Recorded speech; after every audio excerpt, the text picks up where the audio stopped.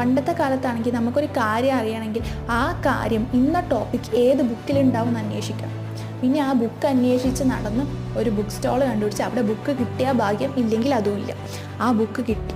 And ആ book കിട്ടിയാൽ പോലും ആ ബുക്കിലുള്ള പെർട്ടിക്കുലർ ഇൻഫർമേഷൻസ് മാത്രമേ നമുക്ക് കിട്ടൂ.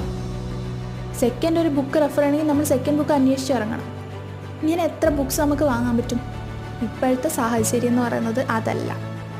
ലോകത്തേതൊക്കെ ഫേമസ് ബുക്സ് ഉണ്ടോ, ഏതൊക്കെ സൈറ്റ്സിൽ എത്രയൊക്കെ ഓതേഴ്സ് എഴുതിയിട്ടുണ്ടോ, എന്തൊക്കെ ഇൻഫർമേഷൻസ് ഈ ലോകത്തുണ്ടോ, അതൊക്കെ നമുക്ക് ഗൂഗിളിൽ ഒന്ന് സെർച്ച് ചെയ്ത് നോക്കിയാൽ കിട്ടും. ഇത്രയും സൗകര്യങ്ങൾ നമുക്കിന്ന് അവൈലബിളാണ്. ഇത്രയും ടെക്നോളജീസ് ഉണ്ട്. എന്നിട്ടും നമ്മളത് യൂട്ടിലൈസ് ചെയ്യുന്നില്ലെങ്കിൽ ഒന്നാലോചിച്ച് നോക്കിക്കേ, നിങ്ങൾ എത്ര മണ്ടന്മാരാണെന്ന്, നിങ്ങൾ എത്ര മടിയന്മാരാണെന്നൊന്ന് ആലോചിച്ച് നോക്കിക്കേ. ഇത്രയും സുഖ സൗകര്യങ്ങൾ നമുക്ക് നമ്മുടെ ലൈഫിലുണ്ട്. ജസ്റ്റ് ഒന്ന് സെർച്ച് ചെയ്ത് നോക്കിയാൽ മതി.